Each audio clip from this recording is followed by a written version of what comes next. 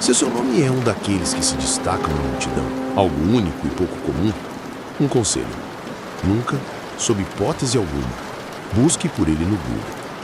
Pois você pode, assim como eu, tropeçar em uma realidade tão distorcida que a encontrará difícil de aceitar. Era uma tarde tediosa. Um dia como tantos outros em que a mente busca qualquer distração. Enfastiado, decidi fazer algo que jamais imaginei que se tornaria o catalisador do meu tormento. Procurei meu próprio nome completo no Google. Eu tenho um nome verdadeiramente raro.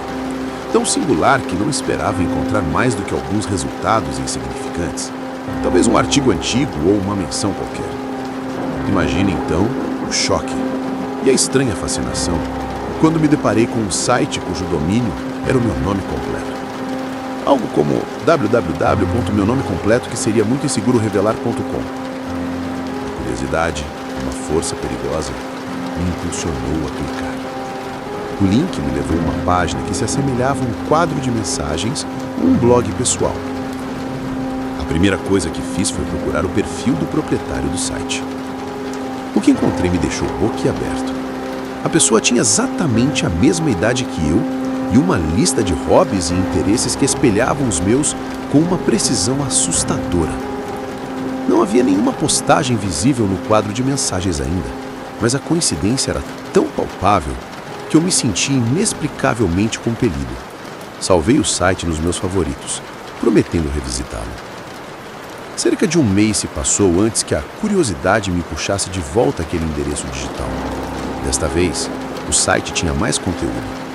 Havia vários textos, dispostos como entradas de um diário, a maioria delas sobre trivialidades cotidianas. O tempo estava bom hoje. Estou tão entediado no trabalho. Coisas banais que qualquer um poderia escrever. Mas à medida que eu lia, um desconforto sutil começou a se instalar. Comecei a notar um número crescente de coincidências perturbadoras. O diário, por exemplo, vivia na mesma cidade que eu. Uma cidade grande, sim, mas ainda assim, era bizarro. Uma pessoa com exatamente o mesmo nome raro, vivendo na mesma área metropolitana, sem que eu jamais tivesse ouvido falar dela. O estranhamento evoluiu para uma sensação de que algo estava seriamente errado. Então, os detalhes começaram a apertar o cerco.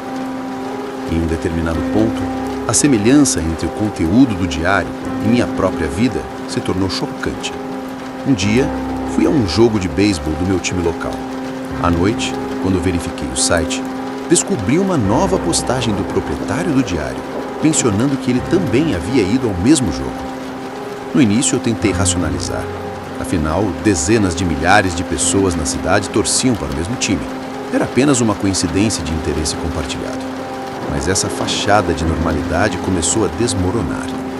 A partir daquele dia, cada vez que eu acessava o site, notava pequenos detalhes biográficos que pareciam espelhar com uma fidelidade doentia aspectos da minha própria história. Um dos exemplos mais gelados foi quando o dono do site mencionou o seu cão de estimação. Para meu assombro gélido, o nome do cachorro era exatamente o mesmo do cão que eu tive quando era criança. Um nome incomum, escolhido por mim mesmo. Depois, ele postou uma foto do seu carro. Era o mesmo modelo e ano do carro que eu dirigia quando estava na faculdade, um modelo específico que não era exatamente comum. Em seus diários, ele comentava sobre ir comer em um determinado restaurante. Era, sem sombra de dúvidas, o mesmo restaurante que eu frequentava assiduamente no meu emprego anterior. Um lugar que guardava memórias pessoais minhas. A cada nova revelação, a respiração ficava mais presa na minha garganta. Aquilo já não podia ser uma série de acasos.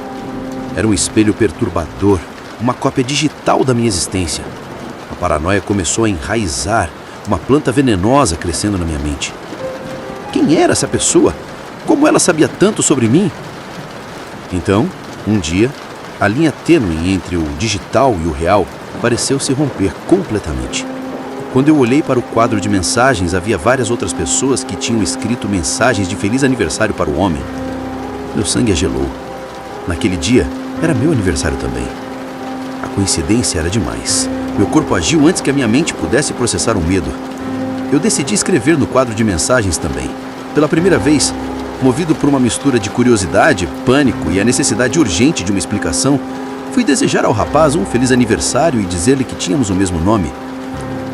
No entanto, quando tentei clicar no campo para escrever, percebi a verdade chocante. Não havia como escrever. Não era um quadro de mensagens real e interativo. Era apenas uma página congelada, como uma imagem estática, onde eu não podia interagir, não podia clicar no campo e escrever. Isso é estranho, muito estranho, pensei comigo mesmo, o arrepio percorrendo minha pele. Em outras palavras, um homem misterioso mantinha o site, fazendo-o parecer um blog onde as pessoas comentavam e o conheciam, quando na realidade todo o conteúdo era fictício, criado por ele mesmo. As mensagens de feliz aniversário, os comentários, tudo encenado, uma fachada elaborada para uma única audiência. Por que alguém faria isso? Por que alguém criaria uma vida paralela, um clone digital da minha, apenas para que eu a encontrasse?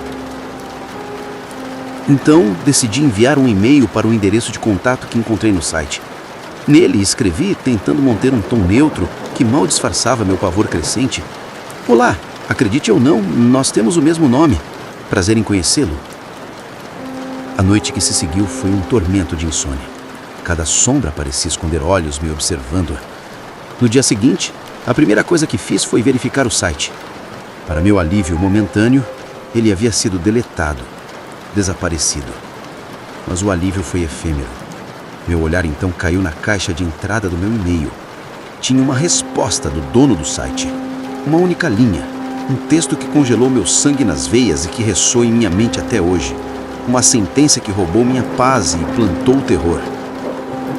Finalmente, o encontrei.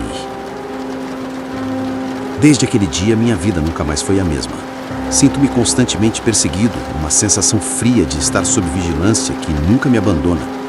Quase não saio de casa para nada e cada barulho na noite me faz pular. Durmo com a luz acesa e checo as trancas da porta dezenas de vezes. Parece que alguém está obcecado por mim, alguém que não apenas me observa, mas que se tornou, de alguma forma inexplicável, a sombra da minha própria existência. E o pior de tudo é que não há para onde correr, pois sinto que essa pessoa, essa entidade, já está dentro da minha cabeça.